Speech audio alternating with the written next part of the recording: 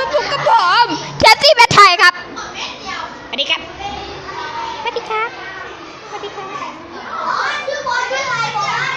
บอสเสร็จดูครับวันนี้ผมจะมาสอนสร้างผู้ได้คิปเปอร์นะครับโจวันนี้ผมไม่อยู่โรงเรียนไปเลยจะมีเสียงว้าวายเลยครับจัดไปชุดใหญ่ไปกระพริบจังหวะนี้ฮะมีเด็ก LD คนนึงกำลังเดินมาหาผมครับผมกำลังแคสเกมครับจังหวะนี้ก็ได้ยังไม่เห็นนะว่าผมแคส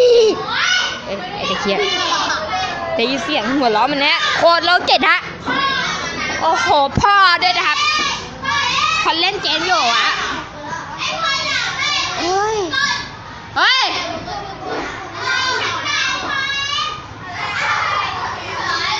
โอ้วัดเดครับผมจะมาสอนสร้างเลยครับจังหวะนี้มีพื้นที่ดังนี้ฮะอันนี้เข้าแมปผิดอะตัดมาแล้วนะครับนี่ฮะวิธีการสร้างคูหน้าคิปเปอร์นะฮะถามว่าเดี๋ยวไม่เชื่อนะดูไม่เห็นนะเอาใหม่นะอ๋อจ้าได้คิปเปอร์ได้เห็นด้วยฮะยังไม่เห็นนะฮะโอ้ได้คิปเปอร์นะฮะคนยังไม่เห็นง่ายๆเดี๋ยวผมบินไปดูอย่างนี้ไหมวางไว้อย่างนี้ฮะดูป้าบโป้งนาคิปเปอร์นาคิปเปอร์น่ารักนาคิปเปอร์ดูนาคิปเปอร์นะฮะนาคิปเปอร์เกียร์วิธีการค้าเบียร์อย่างนี้ครับนาคิปเปอร์ทำได้แค่นาคิปเปอร์เพราะผมยังไม่เคยลองอันอื่นนะนี่ฮะแล้วก็เลือกสีที่อย่างตามใจนะเช่นสีและแบบว่าถ้าเป็นภาคแบบให้ดูสีตรงนี้นะฮะนี่ตรงเนี้ยวิธีการค้าและง่ายมากนะครับทางนี้ฮะวิธีทำพูคิปเปอร์ง่ายมากฮะดูนะฮะเอามาหนึ่งนะดูฮะเดี๋ยวเนี่ยดูนะฟ้าปูมันไงหน้าคิปเปอร์ทุกคนนะเนี่ยดูฮะหน้าคิปเปอร์โป้หน้าคิปเปอร์ดูหน้าคิปเปอร์นะไม่ใช่แอดออนหรือมอดฮะนี่เป็นไงคนมันเจ๋งไงเฮียจริงตายอ่ะไม่ใช่บายวิธีค้าแบบผมก็เอาง่ายๆนะเอาแค่หัวชิปเปอร์มาอันแรกเลยนะฮะแล้วก็ดินปืนสัก1 อันกันพาวเดอร์ฮะแล้วก็เลือกสีตามใจสีอยู่ตรงนี้นะฮะ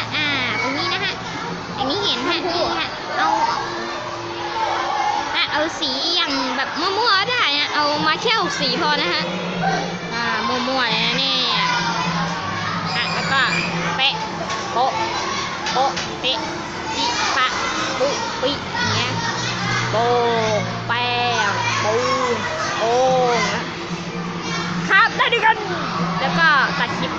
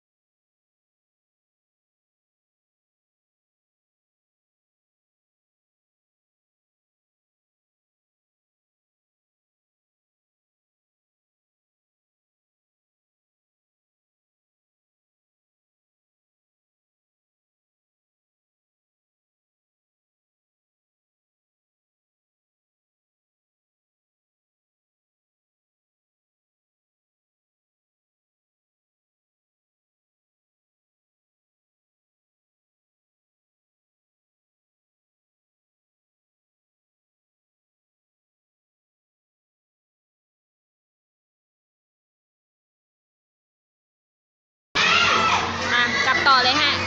นี่ฮะวิธีการครับอย่างแรกโปะไปเลยฮะวิธีดำพูจริงๆนะแล้วก็อย่างเงี้ยมันก็จะได้เลยฮะแล้วก็กลับไปเลยนี่ได้แล้วได้นั่นแหละดูไม่ขึ้นนะว้านายคิปเปอร์สวยว่ะเฮ้ย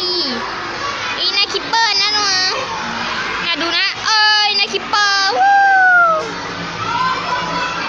นะก็ประมาณนี้นะฮะอย่างที่เห็นนะอย่างที่เห็นนะอย่างที่เห็นนะอย่างที่เห็นนะผมจะค้างหน้านี้ไว้ฮะ